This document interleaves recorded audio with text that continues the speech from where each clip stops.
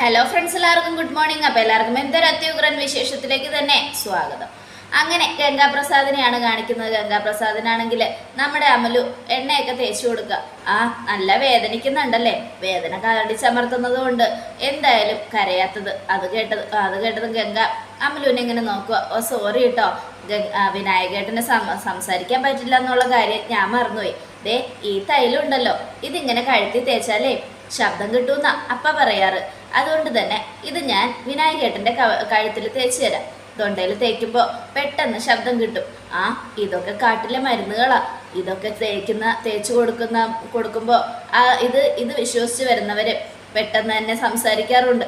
അതൊക്കെ ഒരു അത്ഭുതമാണ് എന്നൊക്കെ പറഞ്ഞുകൊണ്ട് അമലു ഇങ്ങനെ മരുന്ന് തേച്ച് കൊടുത്തോണ്ടിരിക്കുക. അപ്പോൾ ഗംഗാപ്രസാദ് ആണെങ്കിൽ നമ്മുടെ അമലുവിനെ തന്നെ ഇങ്ങനെ നോക്കി കിടക്കുക. എങ്ങനെയെങ്കിലും ഇവളെ വളയ്ക്കണം, എങ്ങനെയെങ്കിലും ഇവളെ എൻ്റെ സ്വന്തമാക്കണം, എന്നിട്ട് ഇവളിൽ നിന്നും എല്ലാ അടവുകളും പയറ്റണം എന്നൊക്കെ ആലോചിച്ചുകൊണ്ട് ഈ സമയം പിന്നീട് കാണിക്കുന്നത് വേലു വരിക. വേലു വന്നിട്ട് എന്താ ഇവിടെ നടക്കുന്നത്? നീ എന്താ കാണിക്കുന്നേ? ഞാൻ വിനായകേട്ടൻ്റെ തൊണ്ടയിൽ മരുന്ന് തേച്ച് കൊടുക്കുന്നു. നിനക്ക് നാണമില്ല അമലു? നിന്നോട് ഇതൊന്നും ചെയ്യണ്ട, ഇതൊക്കെ ഞാൻ ചെയ്തോളാന്ന് പറഞ്ഞിട്ടില്ലേ? പിന്നെ നീ എന്തിനത് ചെയ്യുന്നേ? ഷെടാ, ഈ വേലുവേട്ടന് ഇത് എന്തിൻ്റെ കേടാ? ദേ അപ്പയാ എന്നോട് പറഞ്ഞത് വിനായകേട്ടനെ നന്നായിട്ട് നോക്കിക്കൊള്ളണമെന്ന്. അതുകൊണ്ട് ഞാനത് ചെയ്തു. അത് ഇത്ര വലിയ തെറ്റാണോ? ആ തെറ്റാണ്. അത് നീ ചെയ്യണ്ട. അത് ചെയ്യാൻ ഇവിടെ ഞാനുണ്ട്. ഇതിൻ്റെ ഒന്നും ആവശ്യമില്ല. ഇതൊക്കെ ഞാൻ ചെയ്തു കൊടുത്തോളാന്ന് നിന്നോട് 1008 പ്രാവശ്യം ഞാൻ പറഞ്ഞു. എന്നിട്ട് നിനക്ക് മനസ്സിലാവില്ല എന്ന് പറഞ്ഞാൽ പിന്നെ ഞാൻ എന്ത് ചെയ്യണം അമലു എന്നും വേലു. ഇത് കേട്ടതും വേലുവേട്ടാ, വെറുതെ വേലുവേട്ടൻ്റെ ഈ സംശയം ശരിയല്ല കേട്ടോ.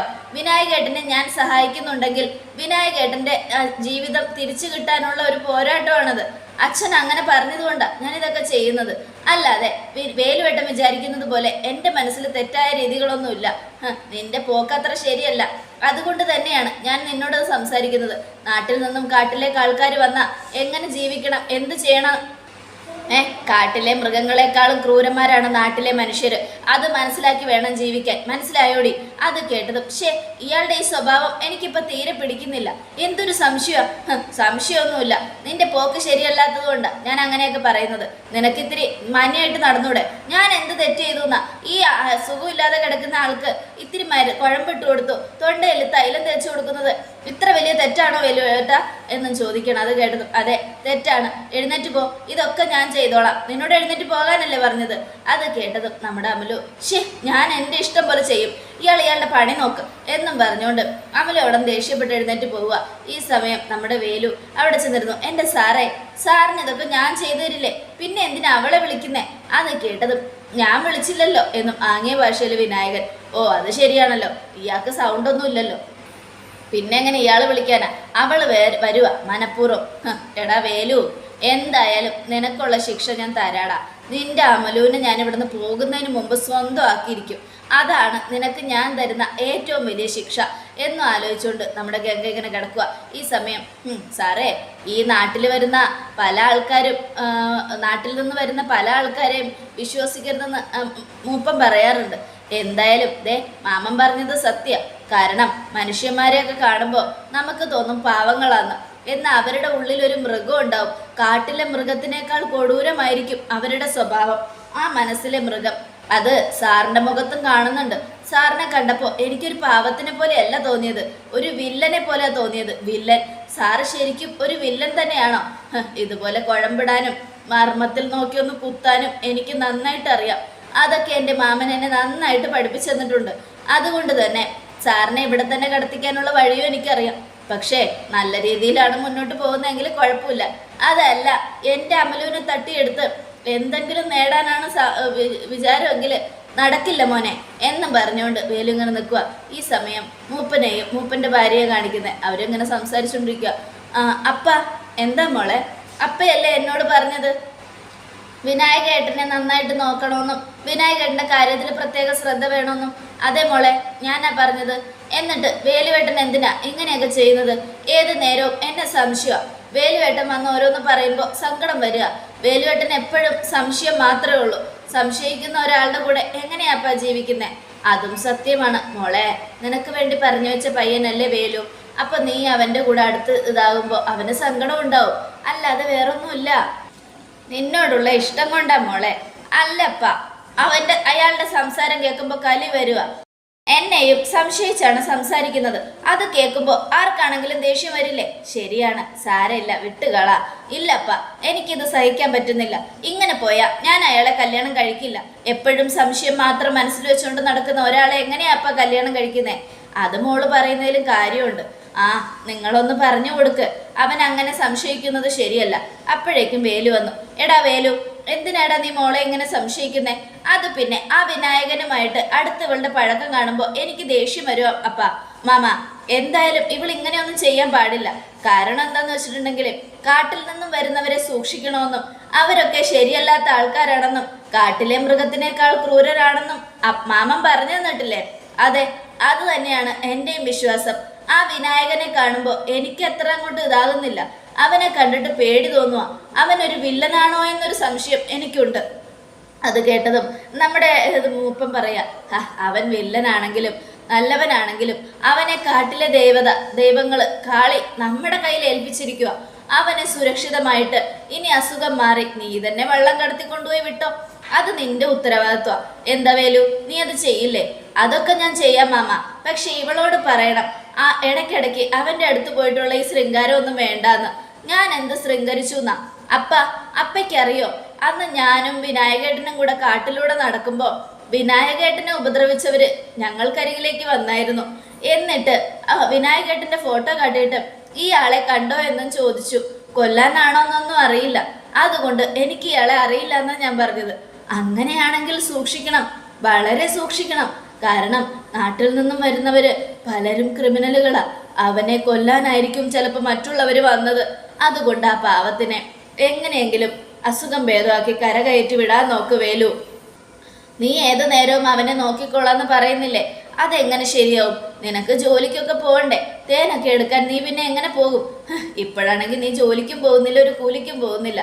അതിന്റെ കാരണം അവൻ ഇവിടെ വന്നതാണെന്ന് എനിക്കറിയാം.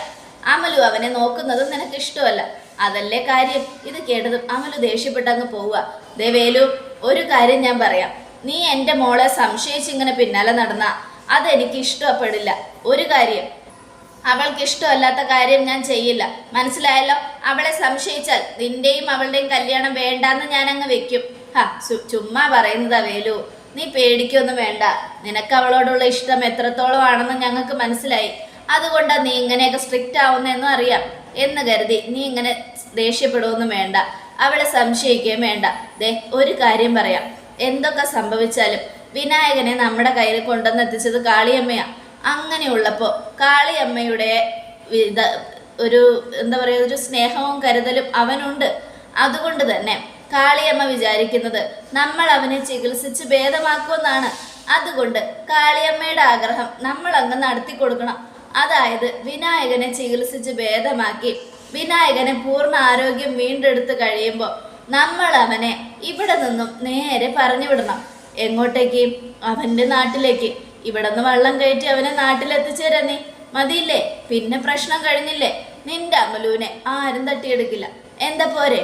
എനിക്ക് പേടിയുണ്ട് മാമ. അവൻ്റെ നോട്ടവും അവൻ്റെ ഒരു ഇതൊക്കെ എനിക്ക് അത്ര അങ്ങോട്ട് പിടിക്കുന്നില്ല. അതുകൊണ്ടാണ് ഞാൻ പറഞ്ഞത്. എൻ്റെ വേലു, ഇതൊക്കെ നിന്റെ വെറും തോന്നല. അതുകൊണ്ട് നീ അതൊന്നും കാര്യമായിട്ട് എടുക്കണ്ട എന്നൊക്കെ പറഞ്ഞിട്ട് മൂപ്പനും അമലുവിൻ്റെ അമ്മയൊക്കെ ഇങ്ങനെ ഉപദേശിക്കുക. ഈ സമയം അമലുവിനെ കാണിക്കുന്ന അമലു വീണ്ടും ചെന്ന് ഗംഗാപ്രസാദിൻ്റെ അടുത്ത് നിന്നിരുന്ന് വീണ്ടും കുഴമ്പൊക്കെ തേച്ചു കൊടുക്കുക. ഇവളെ എന്ത് പറഞ്ഞാലും എൻ്റെ അരികിലേക്ക് തന്നെ വന്നുകൊണ്ടിരിക്കുക. അതെ, ഇവളിപ്പോഴാണെന്ന് തോന്നുന്നു മിടുക്കരായ ആൺകുട്ടികളെ കാണുന്നത്. അതുകൊണ്ടാണ് അവൾ കൂടെ ഇങ്ങനെ വരുന്നത്. എന്തായാലും എനിക്ക് സന്തോഷമായി. ഇവളെ ഞാൻ തട്ടിയെടുക്കും. എടാ വേലു, നിന്റെ അഹങ്കാരം ഞാൻ അവസാനിപ്പിക്കും. എന്തൊക്കെ സംഭവിച്ചാലും ശരി, നിനക്ക് ഇനി അമലുവിനെ കിട്ടില്ല. ഇവളെ സ്വന്തമാക്കി ഇവൾക്ക് എൻ്റെ വക ഒരു സമ്മാനം കൊടുത്തിട്ടേ ഞാൻ ഇവിടെ നിന്നും പോകൂ. ഇതെൻ്റെ ശപഥമാണ്. അത് നിനക്കുള്ള ശിക്ഷയുമാടാ എന്നും ആലോചിച്ചുകൊണ്ട് നമ്മുടെ ഗംഗ ഇങ്ങനെ കിടക്കുക. ഈ സമയം എന്താ ആലോചിക്കുന്നേ? ഒന്നുമില്ല എന്നും പിന്നെ നമ്മുടെ ഗംഗ ഈ സമയം പിന്നീട് കാണിക്കുന്നത് കിരണിനെയും കല്യാണിയാണ്. അവരിങ്ങനെ ഓരോന്ന് ആലോചിച്ചുകൊണ്ടിരിക്കുക. അപ്പോൾ കല്യാണിയുടെ മോൻ കണ്ടിട്ട് കല്യാണി, എന്താ കിരണേട്ടാ, അമ്മയുടെ ചിന്തകൾ നിന്നെ വിട്ട് പോകുന്നില്ല അല്ലേ? അതെങ്ങനെ പോകും കിരണേട്ടാ? ഞാനും മരിച്ച് എൻ്റെ അമ്മയോടൊപ്പം ചെന്ന് ചേർന്നാലേ എൻ്റെ ഓർമ്മകൾ പോകൂ. അല്ലാതെ ഒരിക്കലും എൻ്റെ അമ്മയുടെ ഓർമ്മകൾ എന്നെ വിട്ട് പോകില്ല കിരണേട്ടാ. ഇപ്പോഴും അമ്മയെക്കുറിച്ച് തന്നെയാണ് ഞാൻ ചിന്തിച്ചിരിക്കുന്നത്. എനിക്കറിയില്ല എന്ത് ചെയ്യണമെന്ന്. എൻ്റെ അമ്മ എൻ്റെ അമ്മ എൻ്റെ എൻ്റെ എല്ലാം നഷ്ടപ്പെട്ടതുപോലെ തോന്നുക. സത്യം പറഞ്ഞ കിരണേട്ടൻ ഇല്ലായിരുന്നെങ്കിൽ ഞാനും എൻ്റെ അമ്മയ്ക്ക് അരികിലേക്ക് പോയാനായിരുന്നു. എന്താ കല്യാണി ഇത്? നാളെ മുതൽ നീ ഓഫീസിലേക്ക് വരണം. ഇവിടെ ഇരുന്ന് കഴിഞ്ഞാൽ ഇങ്ങനെ ഓരോരോ ചിന്തകൾ നിന്റെ തലയിലേക്ക് വന്നുകൊണ്ടേയിരിക്കും. ടെൻഷൻ അടിക്കാതെ നമ്മൾക്കിനി നമ്മുടെ ഓഫീസ് കാര്യങ്ങളൊക്കെ നോക്കാം. ഇത്രയും നാളും കാർത്തികയുടെ കല്യാണം എന്നും പറഞ്ഞ് നമ്മൾ നടക്കുമായിരുന്നല്ലോ. സാരമില്ല, അത് ഒരു ഭാഗത്ത് നടക്കട്ടെ, ഇതൊരു ഭാഗത്ത്. എല്ലാം കൂടി ആവുമ്പോൾ നിന്റെ ഇത് മനസ്സിലെ വിഷമങ്ങളൊക്കെ ഒന്ന് മാഞ്ഞു പോവും. ടെൻഷനൊക്കെ മാഞ്ഞ് വീണ്ടും ജോലി തിരക്കാവും. അത് നമുക്ക് ചെയ്താലോ? അതൊക്കെ ആലോചിക്കാൻ കിരണേട്ടാ. ഈ പേടിപിടിയെന്നൊന്നും എനിക്ക് ജോലിക്ക് വരാൻ പറ്റില്ല, തോന്നുന്നില്ല. അതുകൊണ്ടാണ് കിരണേട്ട എന്നൊക്കെ കല്യാണി പറയുക. ശരി, എല്ലാം നിന്റെ ഇഷ്ടം പോലെ. പിന്നെ എന്നോടൊരു കാര്യം പറയാൻ മറന്നുപോയി. എന്താ കിരണേട്ട? മനോഹർ അവൻ വീണ്ടും കത്തയച്ചിരുന്നു. അവന് കൺമണി മോളെ ഒന്നുകൂടെ കാണണമെന്ന്. അത് കേട്ടതും ഒരിക്കലും അത് ചെയ്യരുത് കിരണേട്ട. കാരണം സരയുൻ്റെ ഇഷ്ടമല്ലാത്ത കാര്യങ്ങളൊന്നും ഇനി നമ്മൾ ചെയ്യണ്ട. അവിടെ ആരും ഇല്ലായിരുന്നെങ്കിൽ കുഴപ്പമില്ലായിരുന്നു. പക്ഷെ നമ്മൾ കുഞ്ഞിനെ കൊണ്ട് അങ്ങോട്ട് ചെന്നാൽ അത് പറഞ്ഞു കൊടുക്കാൻ അവളുടെ അച്ഛൻ അവിടെയുണ്ട്. അത് ശരിയാണ്. അതുകൊണ്ട് വേണ്ട, സരയിന് ഇഷ്ടമില്ലാത്ത കാര്യം ഇനി ഞാനും ചെയ്യില്ല. അവൾ നമ്മുടെ കൂടെ കട്ട സപ്പോർട്ടാ കല്യാണി. അന്ന് തന്നെ ഗംഗാപ്രസാദിനെ പിടിക്കാൻ അവൾ നമ്മളോടൊപ്പം ഉണ്ടായിരുന്നു. അവളുടെ അച്ഛനോട് ചെന്ന് സംസാരിച്ച് അവൻ എവിടെയുണ്ടെന്ന് അറിഞ്ഞത്, ഭീമാപ്പള്ളിക്ക് അടുത്ത കോളനിയിലുണ്ടെന്ന് അറിഞ്ഞതൊക്കെ നമുക്ക് വേണ്ടിയായിരുന്നില്ലേ? അങ്ങനെയുള്ളപ്പോഴൊക്കെ അവൾ എന്നോട് ഒരേ ഒരു ആഗ്രഹം മാത്രമേ പറഞ്ഞുള്ളൂ. മനോഹറിനെ രക്ഷിക്കരുതെന്നും അവനെ കുഞ്ഞിനെ കൊണ്ടുപോയി കാണിക്കരുതെന്നും അവനെ ശിക്ഷിക്കുമ്പോൾ തൻ്റെ കൂടെ നിൽക്കണമെന്നും അത് ഞാൻ സമ്മതിച്ചു കൊടുത്തു. കാരണം അപ്പോഴത്തെ സാഹചര്യത്തിൽ അത് പറ്റില്ല എന്ന് പറയാൻ എനിക്ക് പറ്റിയില്ല. അതുകൊണ്ടാണ് ഞാനത് സമ്മതിച്ചു കൊടുത്തത്. എന്തായാലും ഇനിയിപ്പോൾ അതിനെക്കുറിച്ചൊന്നും പറഞ്ഞിട്ട് കാര്യമില്ലല്ലോ. എന്തൊക്കെ സംഭവിച്ചാലും ശരി, എനിക്കൊരൊറ്റ വാക്കേ ഉള്ളൂ. മനോഹറിന് ഇപ്പം നല്ല മാറ്റമുണ്ട്. അവനെ അങ്ങനെ കണ്ണോടച്ച് വിശ്വസിക്കേണ്ട കിരണേട്ടാ. സരയി മാറി, പക്ഷെ മനോഹറിൻ്റെ കാര്യത്തിൽ എനിക്കത്ര വിശ്വാസം പോരാ. പിന്നെ കൺമണി മോളോടുള്ള അവൻ്റെ ഇഷ്ടം കൊണ്ടായിരിക്കാം അവൻ ചിലപ്പോൾ ഇങ്ങനെയൊക്കെ പറയുന്നത്. അത് ശരിയാ. പിന്നെ കൂടെ കൂടെ അവൻ മോളെ കാണാനുള്ള ആഗ്രഹം പറയുന്നത് ആ മോളോട് അവൻ അടുത്തത്രയും പഴകിയതുകൊണ്ടാണ്. അത് മാത്രമല്ല, അവൻ്റെ കാര്യത്തിൽ നമ്മൾ ചില തീരുമാനങ്ങളൊക്കെ എടുക്കണം. എന്തൊക്കെ സംഭവിച്ചാലും കൺമണി മോളെ ഇനി കാണിക്കില്ല എന്ന് സരയുവിന് വാക്ക് കൊടുത്തു കഴിഞ്ഞു. വെറുതെ സരയുവിനെ നമ്മൾ ദേഷ്യം പിടിപ്പിക്കരുത്, അത് ശരിയല്ല. അതും ശരിയാ. ഇനിയിപ്പോൾ അതിനെക്കുറിച്ചൊന്നും പറഞ്ഞിട്ട് കാര്യമില്ല.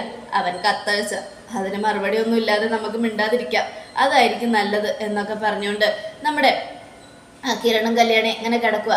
ഈ സമയം പിന്നീട് കാണിക്കുന്നത് ജയിലിലാണ്. സാറേ ഓടിവായോ. എന്താടാ സാറേ?